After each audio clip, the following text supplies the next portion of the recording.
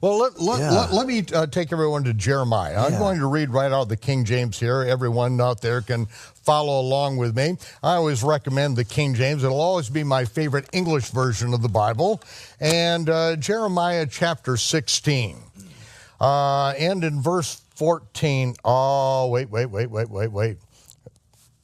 Yeah, we could go all the way back to the first verse in the first chapter, but we got to start here someplace. Jeremiah 16. Okay, we're going to start Jeremiah 16, verse 14. Therefore, and whenever you see the word therefore, what's the therefore? Therefore, it's because of the preceding context of Israel being scattered through the nations of the world. Therefore, behold, the days come, saith the Lord, as it says, I'm reading King James, the days come, saith the Lord, that it shall no more be said, the Lord liveth, that brought up the children of Israel out of the land of Egypt, but the Lord liveth, that brought up the children of Israel from the land of the north and from all the lands whither he had driven them, and I will bring them again into the land that I gave unto their fathers. This is Moses' prophecy now being repeated for the last days. How do you see that? Living in the land of Israel. I got to tell you, Michael, this is one of the prophecies that I can look back over my life, and I've seen it fulfilled literally. You know, you have to understand, so when I was a kid, we very young, we would talk about, every year we do the Passover Seder, and we're remembering the Exodus from Egypt. And, and this was the big thing. God took us out of Egypt. But in the 1980s, when I was very young, so the big movement in the Jewish world in America was this was the motto, Free Soviet Jewry. There were over 1 million Jews living in the Soviet Union, and they were being persecuted. And you saw this banner on the front of synagogues all over America. It was a Star of David wrapped in chains. And the motto there was Free Soviet Jewry. And a few years ago, I was reminded of what a big deal this was, that at the time, I heard a lecture a few years ago, and it was recorded in 1986. And they were asking this activist in the Free Soviet Jewry movement, they said, how is this going to end? How are these Jews ever going to be freed from the Soviet Union? And you have to understand, for example, Nathan Sharansky, who was like one of the symbols of the movement, he officially requested to be let out of the Soviet Union and be allowed to go to Israel. And they said, if we let out the Jews, they called it a brain drain. They said, we need you. We got to hold on to you guys. You're our professors. You're our intellectuals, and other things too. But and he was thrown in prison, and he was in prison for decades. And they called him a refusenik. He was refused leaving the Soviet Union. They had such a wonderful, idyllic system you couldn't leave. And so they asked this activist, how will this ever end in 1986? And at the time he said, this will be a generations-long struggle. Generations long. He said, we will be fighting this. Our great-grandchildren will be fighting this battle to free our people. And maybe if we get really successful, we'll get a few dozen out one year and a few hundred out another year. And over time, we'll eventually free our people from the chains of the Soviet Union of communism. And then in 1991, the Soviet Union fell. And 1.1 million Jews came to Israel. And 1.1 million. 1.1 million came to Israel. Hundreds of thousands more went to Western countries, and the chains fell away. And imagine that 5 years earlier in 1986, the greatest experts in the world said this will be our great-grandchildren will be fighting to free these people. And today they're free. It's a fact of history that we can look back on now. And I read this here in verse 15, and it says, they're no longer going to say, as Yehovah lives, that's what it says in the Hebrew, as Yehovah lives, who brought you out of the land of Egypt, but as Yehovah lives, who brought the children of Israel from the land of the north. Look on the map, Michael. What's north of Israel? The Soviet Union, the former Soviet Union, today Russia and Ukraine and Belarus and all those countries. And this is, Jeremiah was talking literally about what happened in the 1990s, and it's continuing to happen. He talked about in all the lands where I have cast them out there, and I will return them to their land that I gave to their fathers. It's literally happened in the last 70 years, what Jeremiah spoke about 2,600 years ago. Yeah, let's look at this historically. This is a mighty thing. When the Almighty brought us out of the land of Egypt, how many came out of the land of Egypt. It was 600,000 males, and then when they returned from Babylon, we're told 42,360 returned. Let's assume those are heads of household, right? Okay, and be really generous with our numbers and say it was 400,000. It's probably less, right? But let's say somewhere in that neighborhood, 400,000 people returned. 1.1 million came. And I got to tell you, Michael, I moved to Israel in 1993 and went to the Ministry of Absorption, where new immigrants to Israel go to find out, okay, you got to get all your papers. And they had been prepared for what they normally received. And what they normally received is 10,000 people a year. I sat in line once for 3 days because they just weren't ready for it. It came out of nowhere. 3 days in line. Over 1 million people showing up. They were not prepared for it. Nobody expected it. And the prophecy was fulfilled overnight. And look, back in 1986. Yehovah lives. He lives. Back in 1986, when this activist for free over Jewry is talking about this, one of the things he said, we'll never overpower the Soviet Union. They have thermonuclear weapons. We can't force them to let them go. They'll never let them go. And so this will be generations where we get a few dozen out here and a few hundred there. And they just left. I mean, it's fulfillment of prophecy. When I was 12 years old and read this prophecy, it made no sense. What's he talking about? Nothing in history has been momentous as the exodus from Egypt. We were slaves in Egypt, and God took us out. Nothing could be as big as that. And then within my lifetime, these words were fulfilled. They're fact now. It's incredible. Jeremiah spoke the truth. His prophecy has been fulfilled in our lifetimes and continues to be fulfilled.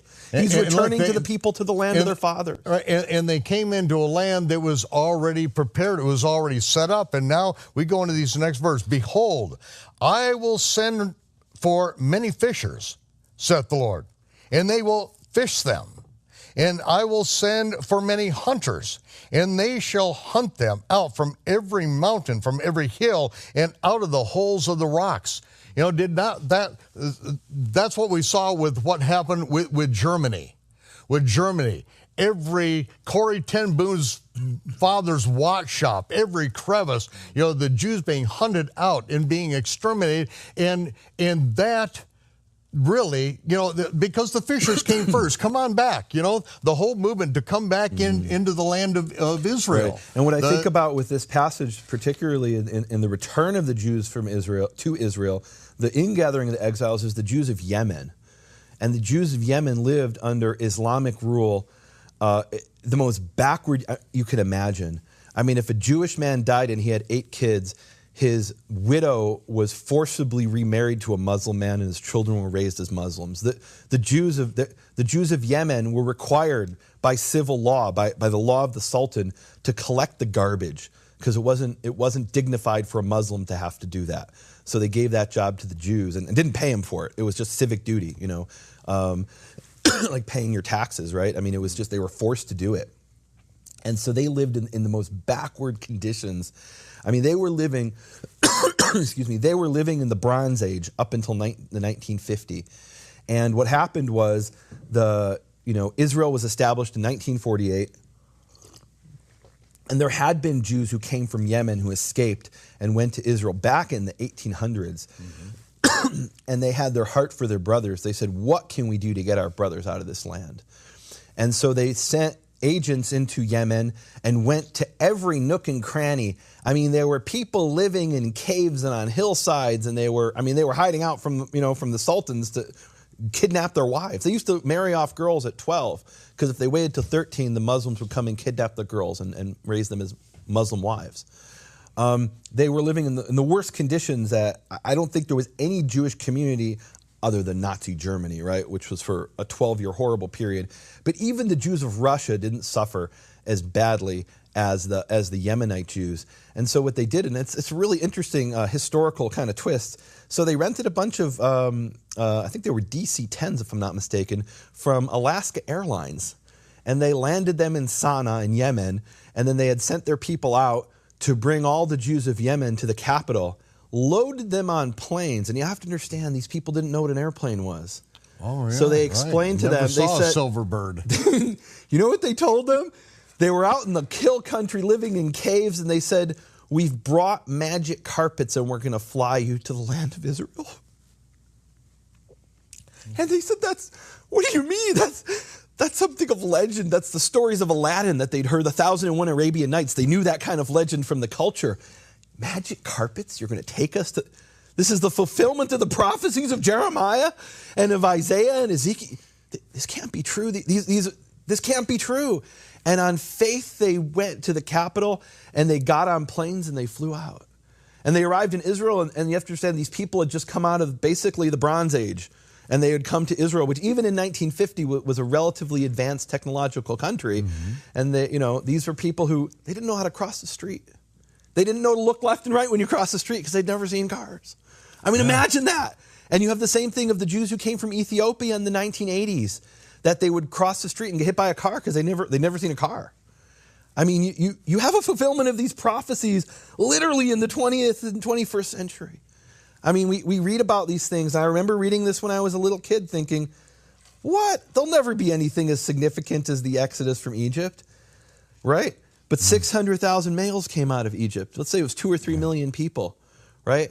So we've had more than that in my lifetime that have been gathered back to Israel from the most barbaric, backward places in the world, from the gulags of the Soviet Union, from Siberia, Ethiopia, before I was born, from Yemen. I mean, within my lifetime and the lifetime of my parents and in your life, these things have been fulfilled. I mean, it's amazing. And even as far and as deep and dark as Chicago. There you go. From the streets of Chicago, which I barely survived. Let me continue here. Yeah. For my eyes are upon all their ways. They are not hid from my face. Neither is there iniquity hid from my eyes. Mm-hmm. He sees everything. Right. And even though, okay, so there's iniquity, there's sin. I mean, you go to the land of Israel, and it's certainly not a Torah-observant world, Tel Aviv or any place else around there. I mean, we jokingly call Tel Aviv Little Babylon. So okay, Jews in Israel call it Little Babylon. Well, there's a Dag Nachash song about this guy who moves from Jerusalem to Babylon, and he means Tel Aviv. So there's no doubt there are things that are wrong, but still he is bringing his people. He's fulfilling his promises that he made by the mouth of Moses and Jeremiah in disrespectful of this is beautiful. He's saying, I see your sin, but I'm still going to gather you back because it's my promise to the ancestors. He says, look, I see your sin and you're going to get paid for that sin, but I'm going to gather you back because that's the promise. That's the fulfillment. That's the sign that Jeremiah is a true prophet and Moses is a true prophet. The sign that I am true to my covenant that I made with your ancestors, not because you deserve it, you don't deserve it, but because of we call it the zchut, the merit of the ancestors, that he made this covenant, and that's what it says in Deuteronomy. Don't say that God's doing this because you deserve it. You don't. It's because he made this covenant with your ancestors because Abraham had faith and obeyed, and your ancestors had faith and obey, and therefore he makes this covenant so you can be a light to the peoples, which is, what Isaiah talks about, to be a light to the nation. It's not for you. It's so God can show his power in the world that he's a true God. Show the world. I've chosen this people to show the world what I do. And I don't see how anybody can look at the history of the world, can look at the return of Soviet Jewry, the return of the Yemenite Jewry, the return of Jews from the ovens of Auschwitz to the land of Israel and not see a fulfillment of biblical prophecy. I mean, it's true. The prophets are truth. It's real.